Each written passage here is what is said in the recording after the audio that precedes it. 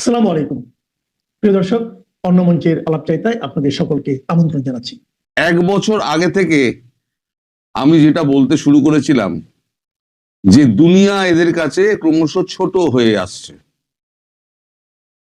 এখন যে দুনিয়া আপনারা দেখছেন সেই দুনিয়া কিন্তু আগামী 1-1.5 বছরের মধ্যে পাল্টে যাবে। এখন এই সময় এসে গেছে। এখন ইউনূস পালানোর জন্য ছটফট ছটফট ছটফট ছটফট করছেন। বিভিন্ন জায়গায় বিভিন্ন দেশে বিভিন্ন রাষ্ট্র নেতাদের সঙ্গে ফোনালাপ করছেন পাকিস্তানকে বাদ দিয়ে। এখন পাকিস্তানকে বাদ কেন? পাকিস্তানে যদি উনি যান যে কোনো দিন আননোন গানম্যানের শিকার হয়ে যাবেন। সেক্ষেত্রে উনি পাকিস্তানকে এই লিস্ট থেকে বাদ রাখছেন। বাকি রইল আপনার স্পেন থেকে ফ্রান্স অব্দি, জার্মানি, ইতালি, অস্ট্রিয়া, কি বলে আরবিয়ান দেশগুলো, এই সমস্ত জায়গায় উনি ফোন করে সাহায্য চাইছেন এবং বলছেন আমাকে রাজনৈতিক আশ্রয় দেওয়া হোক। কিন্তু এখনো পর্যন্ত কোনো দেশের পক্ষ থেকে তাকে কোনো রকম আশ্বাসবাণী দেওয়া হয়নি। এদিকে আমেরিকায় তো উনি যাবেন না, আমেরিকা ওনাকে ঢুকতেও দেবে না। কারণ এখন যে মার্কিন কংগ্রেস রয়েছে যারা, এবং ডেমোক্র্যাট রয়েছে, রিপাবলিকানরা রয়েছে, তারা এখন ইউনূসের উপরে প্রচন্ড খাপ্পা। সুতরাং মার্কিন যুক্তরাষ্ট্রের ওনার নো এন্ট্রি হয়ে গেছে। তাহলে পরে যে মেক্সিকো পর্যন্ত প্রত্যাখ্যান করেছে, মেক্সিকো জায়গা দিচ্ছে না। মানে একটা নোবেল শান্তি পুরস্কার জয়ী মানুষ, তাকে কোনো দেশ আশ্রয় দিচ্ছে না, তার গায়ে সন্ত্রাসবাদী ছাপ লেগে গেছে। এবার আমি ডিটেলে আসি যে খবরাখবর কি হচ্ছে, ওনার মানে চাপটা কেন বাড়ছে। এক হচ্ছে গতকালকে পরশু দিনকে আলেকজান্ডার গ্রেনোকোজিভ, তিনি হচ্ছেন রাশিয়ার রাষ্ট্রদূত। 9:30 সকালবেলা ওনার সঙ্গে দেখা করেন 6 মিনিট 30 সেকেন্ডের জন্য, মাত্র 6 মিনিট 30 সেকেন্ডের জন্য একটা ছোট আলোচনা হয়। উনি চাও খাননি, একটা পুতিনের চিঠি, রাষ্ট্রপতি পুতিনের একটা খামবন্ধ চিঠি উনি হাতে পৌঁছে দিয়েছেন, বলেছেন চিঠিটি আপনি পড়ে দেখে নেবেন। তো উনি জানতে চান চিঠির বিষয়বস্তু কি আছে, আমায় যদি আপনি একটুখানি বলেন। তা তখন আলেকজান্ডার গ্রিগো তিনি বলেন যে এখন আর রাশিয়া নিরপেক্ষ হয়ে দর্শকের ভূমিকায় থাকবে না, অ্যাক্টিভলি যা যা করার ভারতের সঙ্গে দাঁড়িয়ে সেই জিনিসগুলো করবে। ভারত যা চাইছে তাই করুন, অন্যথায় আপনার কপালে দুর্ভোগ আছে। এবার চিঠিটি আপনি পড়ে নিন, আমি শর্ট লাইনে যা বলার আমি বলে দিলাম। আরো একটা চাপ এই কারণে যে বেঞ্জামিন নেতানিয়াহু তিনি একটা হুঙ্কার ছেড়েছেন। বলেছেন যে ভারতবর্ষের পাশে বরাবর ইসরায়েল ছিল, সুখে দুঃখে সবসময় ইসরায়েলের পাশে ভারত ছিল। আজকে যখন ভারতের পরিবেশ যখন উত্তপ্ত হয়ে উঠছে, ভারত যখন উত্তপ্ত হয়ে উঠছে একটা পার্শ্ববর্তী রাষ্ট্রের একটা উন্মত্ততার জন্য, তাহলে এখন যদি ভারত কোনো রকম ডিসিশন নেয়, সেক্ষেত্রে ইসরায়েল সম্পূর্ণ শক্তি দিয়ে তার পাশে দাঁড়াবে।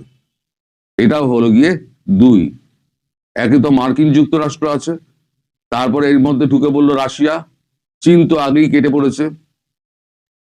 মার্কিন যুক্তরাষ্ট্র, রাশিয়া, তারপর হচ্ছে গিয়ে আপনার ইসরায়েল। এখন এই যে চাপ, এত চাপ তিনি রাখবেন কোথায়? এখন এরপরেতে আমি বলি 24 তারিখ,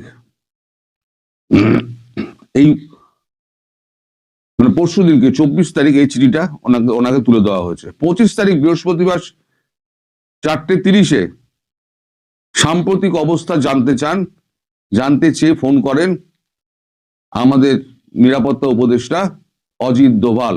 উনি খলিলুর রহমানকে ফোন করেছিলেন। খলিলুর রহমান তখন বসেছিলেন ইউনূসের সঙ্গে যখন ফোনটি এসেছিল। ওখানে আর কে ছিলেন? ওখানে ছিলেন ফাইন্যান্স অ্যাডভাইজার তার নাম হচ্ছেন সালাউদ্দিন আহমেদ।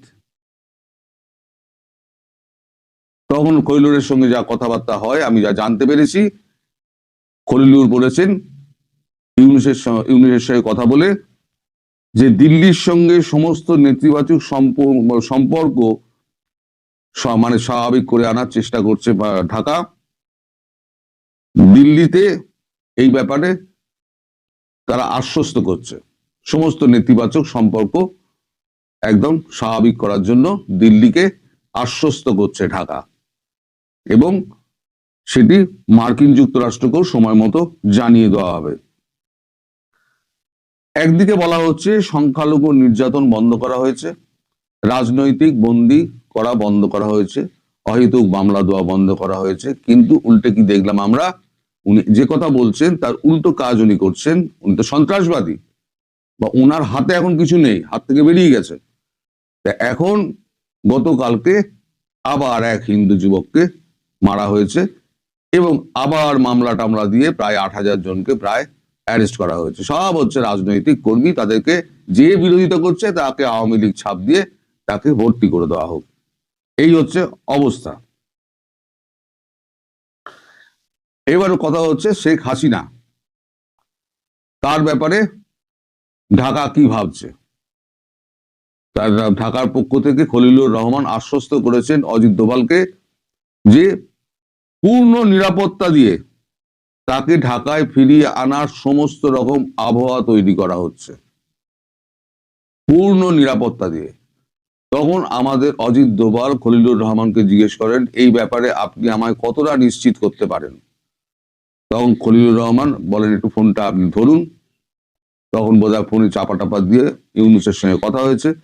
তারপরে খলিলুর রহমান বলেছেন যে আমাদের প্রধান উপদেষ্টা বলেছেন এটা 100% আমরা চেষ্টা চালিয়ে যাচ্ছি, এবং খুব শীঘ্রই এই জিনিসটা, এই আবহাওয়া তৈরি হয়ে যাবে, এবং শেখ হাসিনাকে আমরা পূর্ণ নিরাপত্তায় ফিরিয়ে আনার চেষ্টা করছি। এতে 1 মিনিট ধরবেন। এই ঘটনার পর যখন কথাবার্তা হয়ে যায়, তখন এই ঘটনা প্রধানমন্ত্রী নরেন্দ্র মোদীকে জানানো হয়, জয়শঙ্করজিকে জানানো হয়, এবং ক্যাবিনেটে যারা কিচেন ক্যাবিনেট আছে তাদেরকে জানানো হয় যে এই অবস্থা হয়েছে। তখন আমাদের বিদেশ মন্ত্রী জয়শঙ্কর ফোন করেন শেখ হাসিনাকে। শেখ হাসিনাকে ফোন করে বলেন যে এই কথাবার্তা হয়েছে, আপনি যাওয়ার ব্যাপারে কবে ডেট ফিক্স করছেন। উনি বলেন, আমার কিছু এখানে মানে দলীয় কাজকর্ম যে সমস্ত আমি করে রেখে দিয়েছি, সমস্ত নির্দেশের জন্য যে সমস্ত তারিখ ঠিক করা আছে, তাদের সঙ্গে একটু কথা বলে নিয়ে আমি আপনাকে জানাচ্ছি।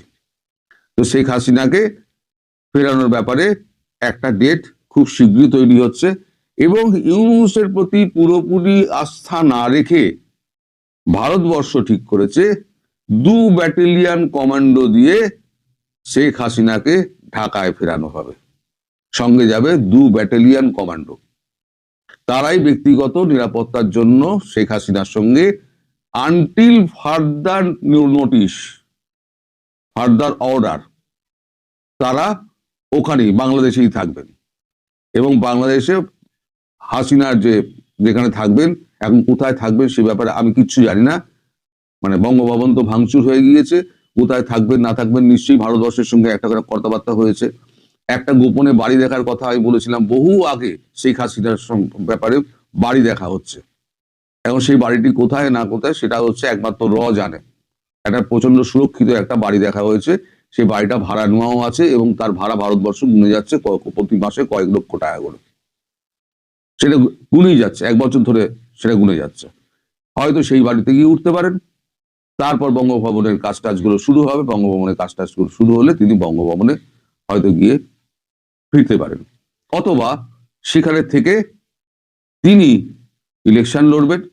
ইলেকশন লড়ে তারপর তিনি যদি বিজয়ী হন, তাহলে তিনি সরকারি বাসভবন বঙ্গভবনে উনি ফিরবেন। এর মধ্যে বঙ্গভবন সারানো ফারানোর যে কাজগুলো, সেগুলো ভারতীয়রা এখান থেকে শ্রমিক যাবে এবং মালপত্র যাবে, সমস্ত গিয়ে ঠিকঠাক করে নেবে। এদিকে রাশিয়া বলেছে যে আমরা যখন ফিরবেন শেখ হাসিনা, আমরা পুরো সমুদ্র তট ঘিরে রেখে দেবো, যাতে পাকিস্তান এদিকে না আসতে পারে। আর এই পাকিস্তান যত কূটনৈতিক ব্যাপারগুলো যেগুলো চালাচ্ছে, সেইগুলোকে বন্ধ করার সমস্ত ব্যবস্থা আমরা করছি। এ নিয়ে চিন্তা করার কিছু নেই। ফলে ইউনূস সাহেবের ওপরে এখন প্রচন্ড চাপ, কোনো দেশ তাকে জায়গা দিচ্ছে না। এদিকে দেশে যদি উনি থাকেন, তাহলে বিএনপির সঙ্গে ভারতের যে সমঝোতা হয়েছে, যে ইনক্লুসিভ নির্বাচন, অন্তর্ভুক্তিমূলক, অংশগ্রহণমূলক যে নির্বাচন, সেই নির্বাচনে শেখ হাসিনা যদি লড়াই করেন এবং আওয়ামী লীগের যা সমর্থন আছে এই মুহূর্তে, তিনি যদি হই হই করে বিজয়ী হয়ে যান, তাহলে পরে ইউনূসের ছাড় নেই। আর তিনি যদি বিরোধী দলেও থাকেন, তাহলেও ইউনূসের ছাড় নেই। ইউনূসকে ভারত পালাতে দেবে না, ইউনূস ওইখানেই থাকবেন এবং চিরতরে কারাগারের অন্তরালে হয়তো বিলীন হয়ে যাবে। আমি অনেক দিন আগে থেকে আপনাদের বারবার বলে আসছি, মোহাম্মদ ইউনূসের শেষ দিনগুলো অত্যন্ত করুণ হবে। মনে পড়ছে আপনাদের? অত্যন্ত করুণ হবে। সেই করুণ ইতিহাস কিন্তু খুব শীঘ্রই শুরু হবে বলে আমি মনে করছি। এবার আপনারা মিলিয়ে নেবেন, যা আমি প্রথম থেকে যা বলে আসছিলাম, আজ পর্যন্ত আমি যা বলছি, তাতে আমি কতটা গুজব রটিয়েছি এবং কতটা সত্যি কথা বলেছি। অনেকে অনেক কথা বলেছেন, অনেকে অনেক কিছু ভিডিও করেছেন, অনেকে এপার থেকে ওপারে গিয়েছেন, ওপার থেকে এপারে গিয়েছেন। আমি শুরু থেকে একই জায়গায় দাঁড়িয়ে আছি। শুধু একটা কথাই বলেছিলাম, উনি প্রধানমন্ত্রী হিসেবে ফিরবেন, উনি প্রধানমন্ত্রী হিসেবেই ফিরবেন। কিন্তু পরবর্তীকালে যেটা দেখা গেল যে উনি মানে আন্তর্জাতিক যে চাহিদা মেনে উনি নির্বাচনে সরাসরি যাচ্ছেন। তফাৎটা শুধু এইটাতে হলো, আর কোনো জায়গায় তফাৎ হয়নি। আমি আমার জায়গায় আগে যেরকম ছিলাম এখনো সেরকম ভাবে আছি। আওয়ামী লীগের পাশে ছিলাম, আছি, থাকবো, যতদিন না উনি প্রধানমন্ত্রী হন। প্রধানমন্ত্রী হওয়ার পর আপনাদের কাছ থেকে হাত জোর করে আমি বিদায় নেব। আপনারা সবাই ভালো থাকবেন। অবশেষে ঝুলি থেকে বেরিয়ে পড়ল সাদা নয়, একেবারে কালো বিড়াল। শরীফ ওসমান হাদির ভাই শরীফ ওমর হাদি এবং ওসমান হাদির দল ইনকিলাব মঞ্চ এই হত্যার জন্য অভিযোগের আঙুল সরাসরি তুলেছে অন্তর্বর্তী সরকারের প্রধান উপদেষ্টা তথা শান্তির নোবেল জয়ী ডক্টর মোহাম্মদ ইউনূসের দিকে। এই খবরটা বাসি হয়ে গেছে, কারণ কয়েকদিন আগের খবর, কিন্তু যে খবরটা টাটকা সেটা হলো খুনি ফয়সাল কোথায় আছে। জানা যাচ্ছে কঠোর নিরাপত্তার মধ্যে সে রয়েছে বাংলাদেশেই। এই তথ্য উঠে এসেছে আর কারো কাছ থেকে নয়, বাংলাদেশের সরকারি গোয়েন্দা সূত্রে। এই এক গোয়েন্দা সূত্র থেকে ঊর্ধ্বতন কর্তৃপক্ষকে এই তথ্য জানালে এই বিষয়ে একদম চুপ থাকার নির্দেশ দেয়া হয়েছে। কেন এই নির্দেশ সেটা আশা করি বলার দরকার হবে না। আপনারা জানেন, হাদির পরিবার ও তার সংগঠন ইনকিলাব মঞ্চ প্রধান উপদেষ্টা ডক্টর মোহাম্মদ ইউনূস এবং অন্তর্বর্তী সরকারকে এই হত্যাকাণ্ডের জন্য পরোক্ষ এবং প্রত্যক্ষভাবে দায়ী করেছে। এর অর্থ খুনি যেমন অনেক সময় নিজে খুন না করে অন্যকে দিয়ে বা সুপারি কিলার দিয়ে খুন করায়, হাদির ক্ষেত্রেও ঠিক সেটাই হয়েছে। এবং সরকারি সংরক্ষণে হাদির খুনি এখনো বাংলাদেশে আছে। তাহলে সরকার তাকে ধরছে না কেন? কারণ তার নিয়োগকর্তা তো এই সরকার। আর সেটাই তো বলেছে ওমর হাদি, ওসমান হাদির ভাই। এই সরকার কোথায় আছে এখন? সেই ফয়সাল সে এই মুহূর্তে কোথায় আছে সে বলবো সে কথা, তবে পরে। ততক্ষণ আপনারা একটু ভাবতে থাকুন, বাংলাদেশের কোথায় নিরাপদ আশ্রয়ে থাকতে পারে হাদির খুনি। অভিযোগের আঙুল যে শুধু ইউনূসের দিকে উঠেছে তা নয়, আঙুল উঠেছে অন্তর্বর্তী সরকারের দিকে সামগ্রিকভাবে। এটা বলার অপেক্ষা রাখে না যে এই সরকারের আসল চালিকা শক্তি হলো জামায়াতে ইসলামী দল। সুতরাং স্বাভাবিকভাবেই হাদি খুনে অভিযুক্ত হয়েছে স্বয়ং জামায়াত। ইনকিলাব মঞ্চের মুখপাত্র ওসমান হাদি গত 12 ডিসেম্বর ঢাকার বিজয়নগরে আততায়ীর গুলিতে আহত হন এবং পরবর্তীতে সিঙ্গাপুরে চিকিৎসাধীন অবস্থায় 18-19 ডিসেম্বর রাতে মারা যান। তার জানাজা পড়ান তার বড় ভাই আবু বকর সিদ্দিক। শাহবাগে অনুষ্ঠিত সেই জানাজায় ইনকিলাব মঞ্চ এবং হাদির পরিবার থেকে সরকারকে 24 ঘন্টার আলটিমেটাম দেওয়া হয়েছিল খুনিদের ধরবার জন্য। তারপরে অভিযোগ উঠছে হাদির পরিবারের পক্ষ থেকে, বলা হচ্ছে নির্বাচন বানচাল করতে এই হত্যা। ইনকিলাব মঞ্চ অভিযোগ করেছে যে সরকার যদি জুলাই বিপ্লবীদের রক্ষা করতে না পারে তবে এই সরকারের ক্ষমতায় থাকার নৈতিক অধিকার নেই।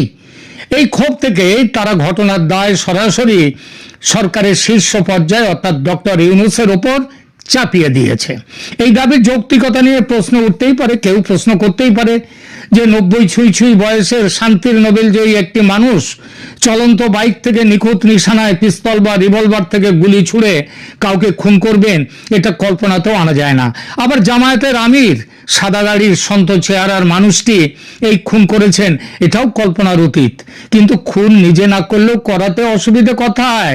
আর সেইটা পরোক্ষভাবে হত্যাটি করা হয়েছে অন্যকে দিয়ে, এটাই অভিযোগ। আমরা দেখব এই অভিযোগের সত্যতা কতটুকু। এই অভিযোগটি কেবলমাত্র শোক সন্তপ্ত পরিবার ও তার দলীয় কর্মীদের ক্ষোভ, নাকি এর পেছনে বিশ্বাসযোগ্য কারণ আছে? হাদির সম্ভাব্য খুনি কে হতে পারে, এই নিয়ে গত 16 ডিসেম্বর আমি একটা এপিসোড করেছিলাম। তার শিরোনাম ছিল হাদির খুনিকে ধরিয়ে দিলেন আগাথা ক্রিস্টি। সেখানে বলেছিলাম খুনির মোটিভ ধরে এগুলোই খুঁজে পাওয়া যাবে খুনিকে। অর্থাৎ এই খুনে যার বা যাদের লাভ সবচেয়ে বেশি সে বা তারাই হলো খুনি।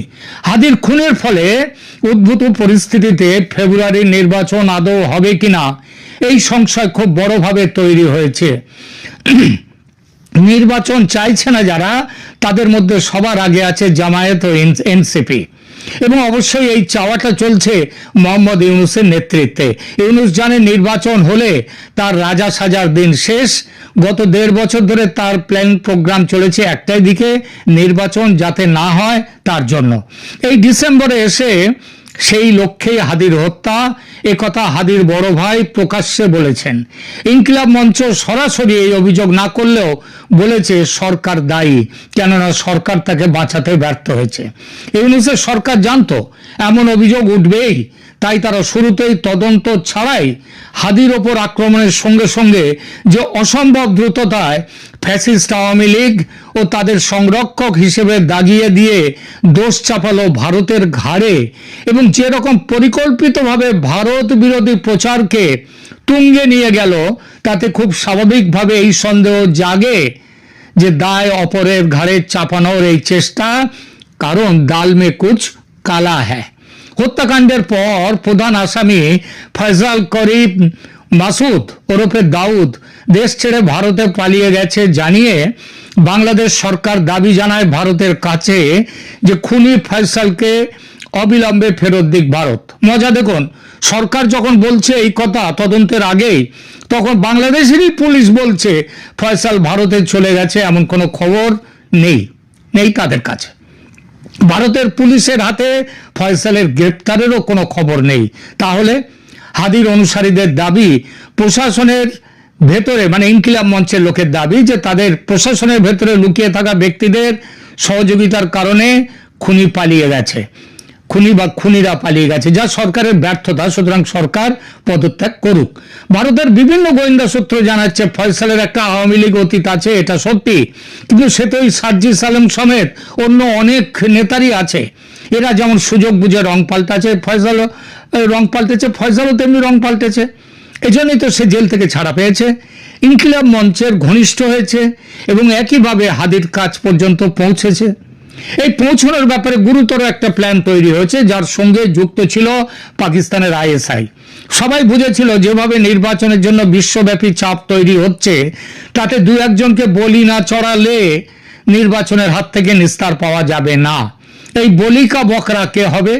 আওয়ামী লীগের কাউকে মারলে একটা পাতাও নড়বে না এখন, কারণ সেটা তো স্বাভাবিক। সুতরাং মারতে হবে আওয়ামী লীগ বিরোধী এবং তীব্র ভারত বিরোধী কোনো স্বপক্ষীয় নেতাকে, যাতে সহজেই দোষ চাপানো যায় ভারতের ঘাড়ে এবং দোষ চাপিয়ে দেশ জুড়ে তুলকালাম বাঁধানো যায়। এই তুলকালাম কাণ্ডের একটা অংশে সংখ্যালঘু হিন্দু হত্যা ঘটিয়ে চরম অস্থির অবস্থায় দেশ চলছে, এটা দেখানো যায়। অতএব এই পরিস্থিতিতে নির্বাচন সম্ভব নয়, এই সিদ্ধান্ত নেবে সরকার। আর ঠিক সেটাই হতে চলেছে। বলি চড়েছে হাদি, এই জন্যই বলেছি দাল মে কুচ কালা হ্যায়। দাল মে কুচ কালার আরো প্রমাণ আছে। কোন রকম দাবি ছাড়াই যেভাবে রাষ্ট্রীয় শোক ঘোষণা হলো, মানে হাদির প্রতি প্রেম শ্রদ্ধা ইত্যাদি দেখানো হলো, বিদ্রোহী কবির সমাধির পাশে হাদিকে সমাধিস্থ করা হলো, তাতে এমন সন্দেহ ওঠে হাদির সমর্থকদের খুশ করে বা ঘুষ দিয়ে নজরুলের সমাধির পাশে হাদির সমাধি হোক, এমন দাবি যতদূর জানি ইনকিলাব মঞ্চ বা তাদের যারা সহযোগী তারা করেনি। তাহলে উপযাচক হয়ে হাদিকে এতটা মর্যাদা দিয়ে নজরুলের পাশে সমাধিস্থ করলো কেন সরকার? কারণ ওই যে আমরা হাদিকে কত ভালোবাসি, কত শ্রদ্ধা করি। সরি, ইউনূস সাহেব তো বলেই দিয়েছেন হাদির আদর্শ কি, সেটা অবশ্য তিনি পরিষ্কার করে যদি একটু বলতেন কিংবা হাদি যদি সেটা জানাতেন তাহলে বোঝা যেত। হাদির স্মৃতির প্রতি যথেষ্ট শ্রদ্ধা জানিয়েই বলছি, তিনি এত বড় সম্মান পাওয়ার যোগ্য রাজনৈতিক কোনো বড় নেতা নন যে কাজী নজরুলের সমাধির পাশে তার জায়গা হবে। আচ্ছা ধরুন তো, কলকাতায় গঙ্গার পাড়ে নিমতলা ঘাটে রবি ঠাকুরের স্মৃতি সমাধি, তার পাশে অন্য কারো সমাধি তৈরির কথা এত বছরেও ভাবতে পারিনি কেউ। এটা ভাবাটাই রবি ঠাকুরকে অপমান করা, ওটা মানে করা তো দূরের কথা। ওসমান হাদির মরদেহ কাজী নজরুলের সমাধির পাশে সমাধিস্থ করে যত না সম্মান দেখানো হলো হাদিকে, তার হাজার গুণ অপমান ও অসম্মান করা হলো কাজী নজরুলকে। খুশ করে ও ঘুষ দিয়ে নিজেদের পাপ ঢাকতে ব্যস্ত অন্তর্বর্তী সরকার এই দিকটা ভাবেনি। এই ঘটনা নিয়ে এখনই এত সমালোচনা হচ্ছে যে ভবিষ্যতে এমন দিন আসতেই পারে যখন হাদির সমাধি থেকে তার শরীরের অবশিষ্টাংশ তুলে নিয়ে অন্য কোথাও নিয়ে যাওয়া হবে সমাধি দেওয়ার জন্য। মিলিয়ে নেবেন কথাটা। ফয়সালের কথায় আসি, সে তো আর কর্পূর নয় যে জলজান্ত মানুষ হয়ে একবারে উবে যাবে। সে তাহলে এখন কোথায়? গত 2-3 মাস ধরে ভারত তার সীমান্তে নিরাপত্তা এতটাই জোরদার করেছে যে লুকিয়ে ভারতে ঢোকা এখন কার্যত অসম্ভব। কেউ বলতেই পারেন হাদি খুনের ভারতীয় ষড়যন্ত্রের অংশীদার হয়ে তার ভারতে আসার অসুবিধে কোথায়? তাদের উদ্দেশ্যে পাল্টা জিজ্ঞাসা, এক, হাদি এমন কে বড় নেতা যে তাকে ভারত খুন করতে যাবে? হাদিকে তো বাংলাদেশের রাজনীতিতে চুনোপুটি বললেও বেশি বলা হয়। কজন তার নাম আগে শুনেছেন বলুন দেখি? গুলি খাওয়ার পর এবং সরকারের প্রতিক্রিয়ার সৌজন্যে ও মিডিয়ার কল্যাণে আজ সে এত বড় শহীদ, তাই নয় কি? 2, সরকারের কাছে যদি খবর থাকে খুনি ফয়সাল এই রাস্তা ধরে এই সীমান্ত দিয়ে বাংলাদেশ ছেড়েছে, ভারতে ঢুকেছে, তাহলে সেখানে পুলিশ বিজিবিকে কেন কাঠগড়ায় তোলা হচ্ছে না? গোয়েন্দা সূত্রের খবর, এবার আসি যে সে এখন কোথায় আছে ফয়সাল। খুনি ফয়সালকে গোয়েন্দা সূত্র জানাচ্ছে যে খুবই সুরক্ষিত জায়গায় রেখে দিয়েছে ইউনূস প্রশাসন, এবং সেই জায়গাটি বাংলাদেশের অভ্যন্তরে এবং আরো স্পষ্টভাবে জায়গাটি ঢাকাতেই। সেই জায়গাটি কোথায় হতে পারে? ঢাকার। ভারতীয় গোয়েন্দা সূত্রও জানাচ্ছে ওই বাংলাদেশের এক গোয়েন্দা সূত্রের সঙ্গে যে ফয়সাল আছে ফয়সাল আছে ঢাকার পাকিস্তান দূতাবাসে। এমনিতেই দূতাবাসে তল্লাশি চালাতে পারে না কোনো দেশের পুলিশ, আর যে দেশের পুলিশের ইচ্ছা নেই সে দেশ তো আরোই করবে না তল্লাশি। ভিয়েনা কনভেনশনের স্পষ্ট নির্দেশ। আর এক্ষেত্রে তো বাংলাদেশ সরকার নিজেই হাদির খুনির জন্য এই গোপন ব্যবস্থা করেছে, তল্লাশির কথাই ওঠে না, তাই নয় কি? খেয়াল করে দেখুন, যে উচ্চগ্রামে পৌঁছেছিল হাদির খুনিকে বাংলাদেশ সরকারের হাতে তুলে দেওয়ার দাবি গত কিছুদিন ধরে, সেই দাবি যেন হঠাৎই থেমে গেছে। কারণ সরকার বুঝতে পেরেছে খেলা ধরা পড়ে গেছে, থলি থেকে কালো বিড়াল বেরিয়ে পড়েছে। সুতরাং হাদির খুনিকে ধরা নিয়ে আর কিছু বলাটা এই মুহূর্তে আরো সরকারকে উলঙ্গ করে দেবে। অতএব চুপ করে গেছে ব্যাপারটা নিয়ে। ঠিক তাহলে শেষ কথা কোথায়? হাদির খুনি আছে ঢাকাতেই এবং পাকিস্তান দূতাবাসে, সরকারের সংরক্ষণে, আইএসআই এর সংরক্ষণে। ধন্যবাদ।